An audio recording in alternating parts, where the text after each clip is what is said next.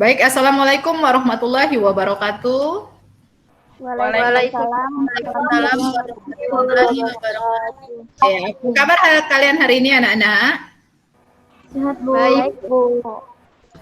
Nah, jadi pada masa pandemi seperti sekarang, kita harus jaga imun ya, jaga kesehatan. Nah, sebelum memulai pelajaran kita hari ini, ada baiknya kita awali dengan berdoa terlebih dahulu. Baiklah, sebelum memulai pelajaran hari ini, marilah kita berdoa. Berdoa mulai.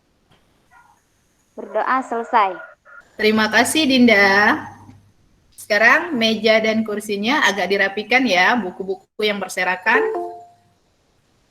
di sekitarnya silakan dirapikan. Sekarang Ibu presensi terlebih dahulu ya untuk mengecek kehadiran kalian. Dinda Pratama.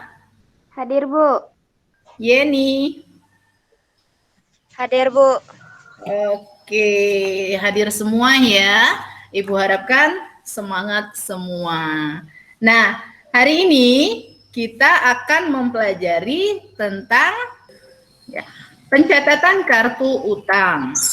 Nah, adapun kompetensi dasar dan indikator pencapaian kompetensi yang akan kita pelajari hari ini, kompetensi dasar pengetahuan yaitu menganalisis kartu utang.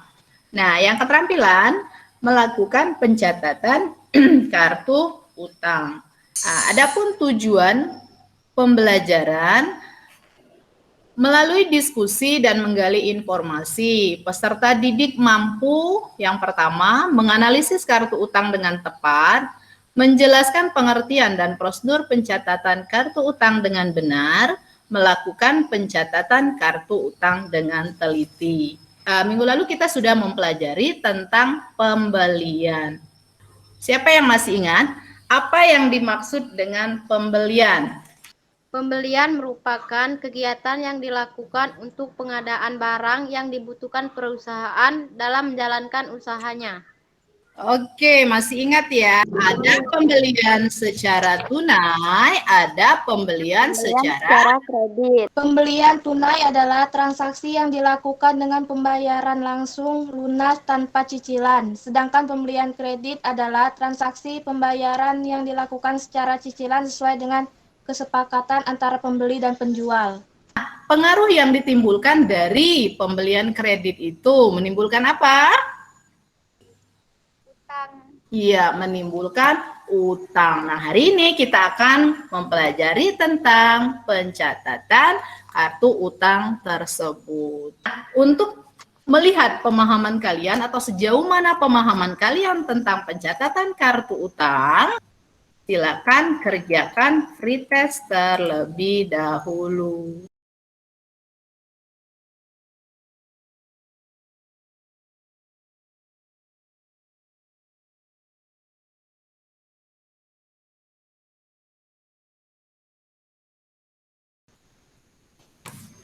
Oke, waktu pretestnya sudah habis.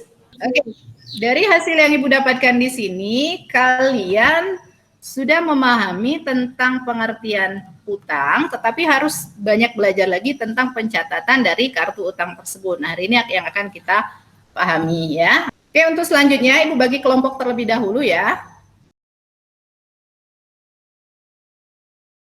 Sudah dapat semua kelompoknya? Sudah, Bu. Sekarang perhatikan ya, Ibu akan share screen lagi tentang masalah apa yang akan kalian bahas di kelompok kalian. Nah, perhatikan permasalahan berikut ini ya. Pak Bambang adalah seorang pemilik perusahaan jamu instan. Nah, dari permasalahan tersebut, diskusikanlah dengan teman satu kelompokmu. Nah, untuk lebih jelasnya ini metodenya problem based learning ya. Yang pertama kalian identifikasi masalah, yang kedua carikan solusi untuk menghindari kebangkrutan pada perusahaan, yang ketiganya kesimpulan ya. Silakan berdiskusi melalui grup WA kalian masing-masing. Oke, kelompok satu, mana ini kelompok satu? Sampai mana kalian diskusinya? Identifikasi masalah, Bu. Apakah kalian mengalami kesulitan? Tidak, Bu. Ya, tidak. Bagus, dilanjutkan ya. Kelompok tiga. Sudah sampai mana kalian diskusinya, nak? Solusi untuk menghindari kebangkrutan pada perusahaan, Bu. Oke, apakah kalian mengalami kesulitan? Tidak, Bu. Tidak, Bu. Berarti kalau kalian sudah mencari solusi, kalian sudah mengidentifikasi masalah ya? Ya, Boleh Bu. Ibu tahu apa saja masalah yang kalian identifikasi? 1. Apakah yang menyebabkan timbulnya utang? 2. Bagaimana cara menyelamatkan bisnis dari ancaman kebangkrutan? Oke, bagus. Silakan dilanjutkan ya diskusinya. Gimana? Sudah selesai diskusinya? Sudah, Bu. Alhamdulillah sudah selesai. Bisa dipresentasikan hasil diskusi kalian hari ini? Ya, silakan Sri. Dari kelompok 1 terlebih dahulu. Assalamualaikum warahmatullahi wabarakatuh. Waalaikumsalam warahmatullahi wabarakatuh.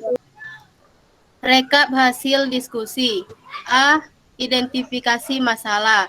1. Apakah yang dimaksud dengan utang? 3. Jaga likuiditas. 4. Melakukan pencatatan kartu utang dengan baik. C. Kesimpulan. 1. Utang adalah. Yang kedua, cara mempertahankan usaha yang hampir bangkrut adalah sebagai berikut. 1. Evaluasi usaha. Yang kedua, ganti pola usaha. 3. Jaga likuiditas. Yang keempat, melakukan pencatatan kartu utang dengan baik.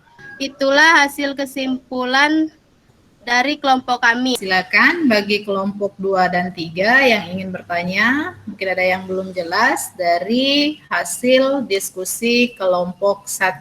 Silakan. Tidak ada? Oke, kalau tidak ada silakan kelompok 2. Assalamualaikum warahmatullahi wabarakatuh. Waalaikumsalam Warahmatullahi wabarakatuh. Rekap hasil diskusi. A. Identifikasi masalah. 1. Cara mempertahankan usaha yang sudah diambang kebangkrutan. 2. Apa yang dimaksud dengan biaya produksi? B. Solusi untuk menghindari kebangkrutan pada perusahaan. 1. Pencatatan utang ke dalam kartu utang dengan baik dan benar. 2. Konsultasi dengan ahlinya. 3. Pikirkan ide dan terobosan. C. Kesimpulan. Cara mempertahankan usaha yang sudah diambang kebangkrutan.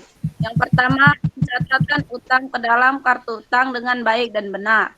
Kedua, konsultasi dengan ahlinya. Yang ketiga, pikirkan ide dan terobosan. Keempat, evaluasi dan perbaikan. Kelima, suntikan dana atau investasi. 2. Biaya produksi adalah biaya yang digunakan untuk mengelola bahan baku menjadi produk siap jual. Itulah hasil diskusi dari kelompok kami. Ada yang ingin bertanya? Silakan. Tidak ada? Oke, kalau tidak ada kita lanjut ke kelompok 3.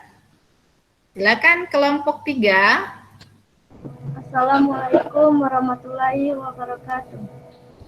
Waalaikumsalam warahmatullahi wabarakatuh. Rekapitulasi hasil kelompok. Rekap hasil diskusi. A. Identifikasi masalah. 1. Apakah yang menyebabkan timbulnya utang? 2. Bagaimana cara menyelamatkan bisnis dari ancaman kebangkrutan? B. Solusi untuk menghindari kebangkrutan pada perusahaan. 1. Lakukan evaluasi bisnis secara objektif. 2. Jangan abaikan peran media sosial. 3. Pencatatan utang ke dalam kartu utang yang baik dan benar. C. Kesimpulan. 1. Apa yang menyebabkan timbulnya utang adalah dari pembelian secara kredit. 2. Cara menyelamatkan bisnis dari ancaman kebangkrutan adalah sebagai berikut. 1. Lakukan evaluasi bisnis secara objektif. 2. Jangan abaikan peran media sosial. 3. Pencatatan utang ke dalam kartu utang yang baik dan benar. 5. Jangan anti dengan ide dari karyawan. Itulah hasil rekapitulasi dari kelompok 3. Apakah ada yang ingin bertanya? Ada yang ingin bertanya pada kelompok 3? Dari kelompok 1 atau kelompok 2? Apa yang perlu dilakukan jika bisnis diambang kebangkrutan? Hal yang perlu dilakukan adalah dengan melakukan efisiensi, salah satunya dengan cara menghemat pengeluaran sehari-hari. Ya, gimana Ulan? Bisa diterima jawaban dari kelompok 3? Bisa, Bu. Ada lagi dari kelompok 1 dan 2 yang ingin ditanyakan? Nggak ada. Oke, kalau nggak ada, itulah presentasi dari kelompok 1, 2, dan 3. Kita kasih aplaus untuk ketiga kelompok tersebut ya. Dan untuk mempertegas dari semua yang kalian presentasikan, kalian perhatikan video yang akan Ibu tayangkan ya. Ketika Ibu kita, Iya. pertanyaan pertama yang akan muncul di benak kita adalah apa sih kartu utang itu? Nah, di sini yang disebut kartu utang adalah, kemudian berikutnya pertanyaan selanjutnya, seperti apa sih bentuk kartu utang itu? Di sini Ibu memberikan contoh. Nah, misal seperti ini. Dokumen apa saja yang nantinya akan terlibat dalam pengelolaan kartu utang? Yang pertama, faktur pembelian. Kemudian yang kedua, memo kredit dari kreditor. Kemudian berikutnya yang ketiga adalah bukti pengeluaran kas. Jadi dari faktur pembelian nanti akan masuk ke kolom mutasi sebelah kredit. Oke, sampai di sini bisa dipahami? Bisa, Bu. Sudah jelas semua? Sudah, Bu. Apa yang bisa kalian ceritakan atau yang kalian dapat dari pembelajaran hari ini? Utang adalah kewajiban suatu badan usaha atau perusahaan kepada pihak ketiga yang dibayar dengan cara menyerahkan aktiva atau jasa dalam jangka waktu tertentu. Dokumen yang terlibat dalam pengelolaan kartu utang adalah faktur pembelian sebagai bukti pembelian kredit, memo kredit dari kreditor sebagai bukti adanya retur pembelian, bukti pengeluaran kas sebagai bukti pembayaran utang. Pencatatan utang itu ada berapa sih? Ada berapa jenis sih? Metode pencatatan utang terdiri atas 2 jenis.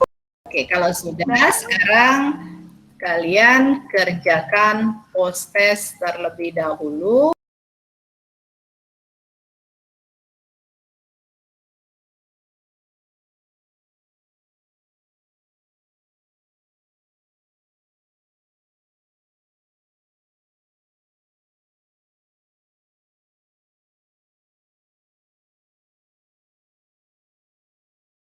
Alhamdulillah ya, kalau dilihat dari membandingkan dari hasil pretest dan post test ini sudah mengalami peningkatan, ya berarti kalian sudah mengikuti pembelajaran ini dengan baik. Kalian luar biasa ya, terima kasih untuk semangatnya hari ini, untuk partisipasinya hari ini ya, kalian sudah mengikuti pembelajaran hari ini dengan baik. Untuk PR, agar kalian lebih paham dalam bagaimana cara mencatat kartu utang ya, bukti transaksi yang akan kalian catat ke dalam kartu utang. Nah, untuk minggu depan atau pelajaran selanjutnya ya, kalian baca tentang pencatatan persediaan. Atau sebelum mengakhiri pembelajaran kita pada hari ini, kita berdoa terlebih dahulu. Baiklah, sebelum mengakhiri pelajaran hari ini, alangkah baiknya kita berdoa terlebih dahulu. Berdoa mulai. Berdoa selesai. Oke, terima kasih Dinda untuk hari ini. Sampai di sini terlebih dahulu. Ya, akhir kata, wabillahi taufik wal hidayah. Wassalamualaikum warahmatullahi wabarakatuh.